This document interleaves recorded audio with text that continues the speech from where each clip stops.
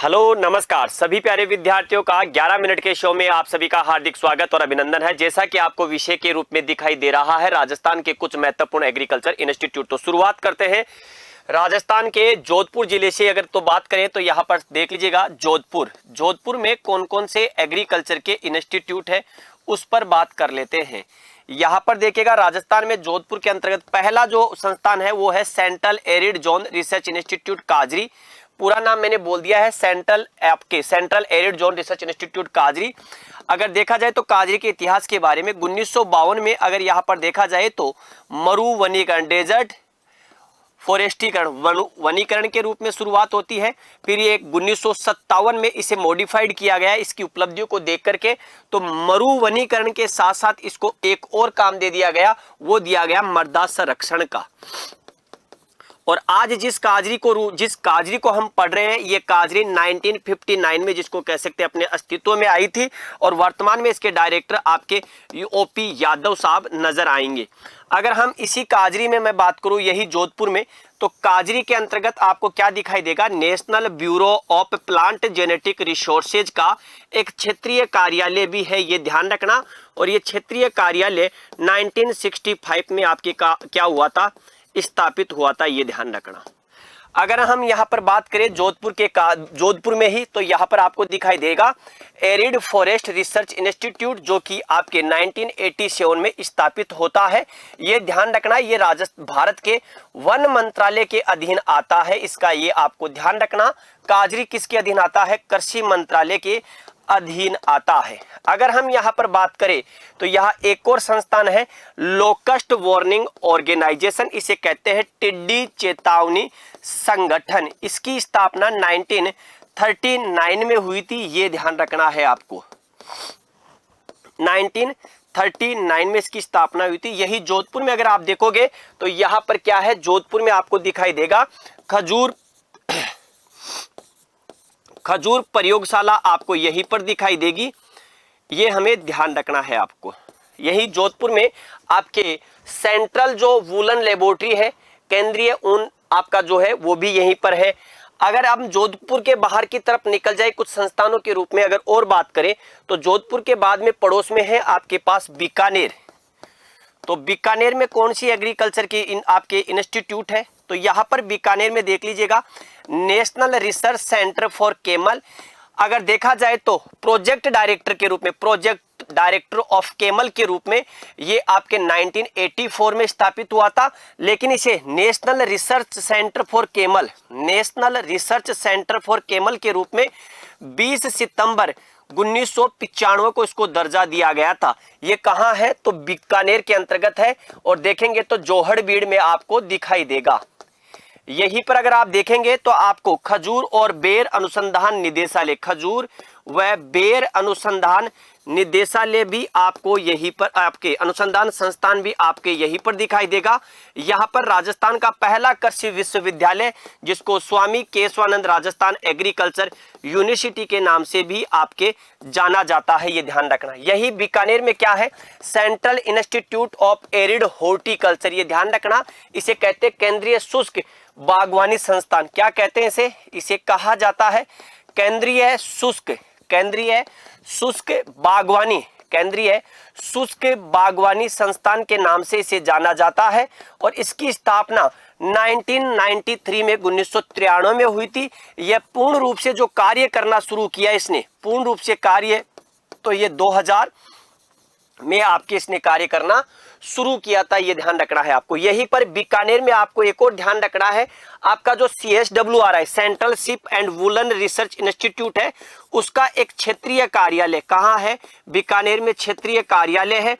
और ये क्षेत्रीय कार्यालय अगर आप देखोगे तो आपको कहाँ दिखाई देगा, बीकानेर में 1974 में। क्षेत्रीय कार्यालय से याद आया, काजरी के 5 क्षेत्रीय कार्यालय है।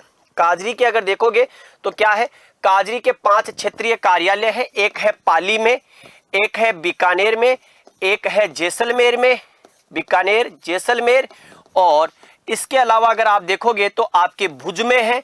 और भुज के साथ ही लद्दाख में क्या है, इसके क्षेत्रीय कार्यालय। तो काजरी के 5 क्षेत्रीय कार्यालय नजर आएंगे। अगर हम बीकानेर के बाद में बात करें तो यहाँ पर देखिएगा आपके अजमेर में, तो अजमेर में क्या दिखाई देगा, national research centre for seed spices आपको दिखाई देगा। इसकी स्थापना वर्ष 2000 में हुई थी और ये आपके कहाँ है, तो ये है आपके तबीजी अजमेर में। अजमेर को क्या कहा जाता है, अंडों की टोकरी के नाम से भी जाना जाता है। यहीं पर अगर हम बात करें तो उदयपुर में चलते हैं।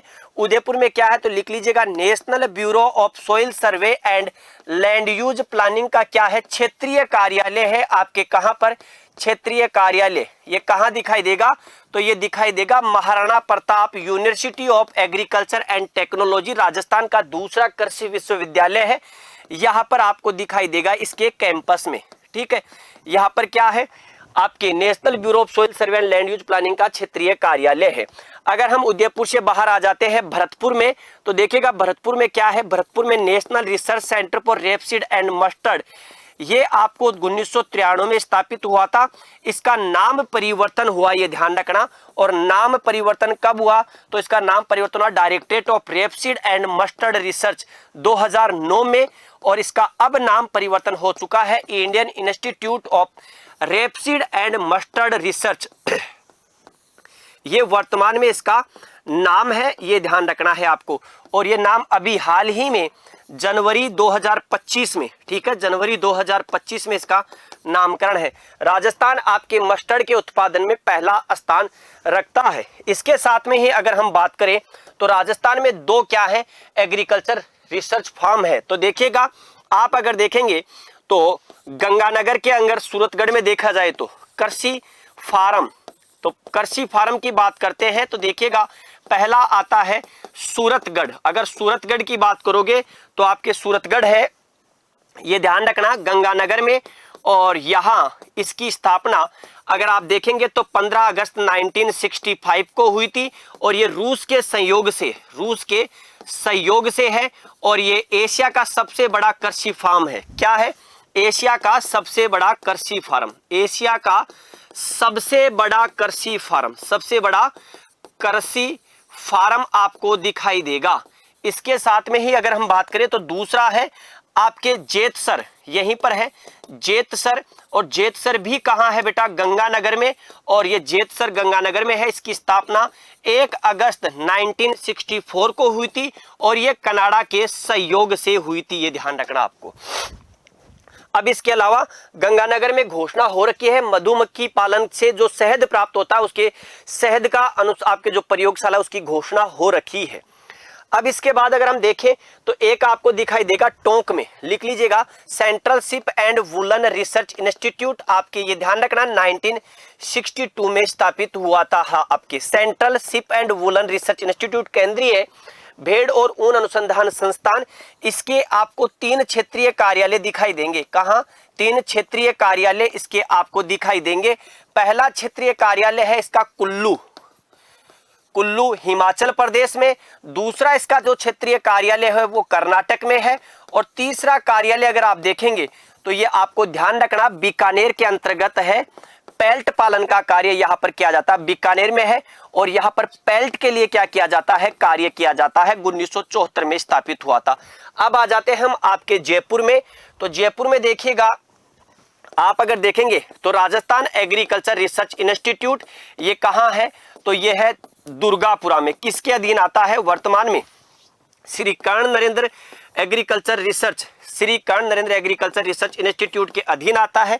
यही दुर्गापुरा में आपको क्या दिखाई देगा, national institute of agriculture marketing, राष्ट्रीय कृषि मार्केटिंग संस्थान जो आपको नियाम दिखाई देगा। ये 1988 में क्या है आपके स्थापित होता है, इसका ध्यान रखना है। अगर हम यहाँ पर बात करें तो यहीं पर आपके जयपुर में ही जैसे अनार है, आपका ड्रैगन फ्रूट्स है, इनका क्या है आपके उत्कृष्टता केंद्र भी आपको दिखाई देगा, ये ध्यान रखना। आपके ये कहा बेटा SKNI, तो ये आपके जोबनेर में है। और जोबनेर कहा, जयपुर में आपको दिखाई देगा। तो ये राजस्थान से जुड़ी हुई कुछ महत्वपूर्ण जो आपके क्या है संस्थान है, जिनको लेकर के हमने चर्चा करी है।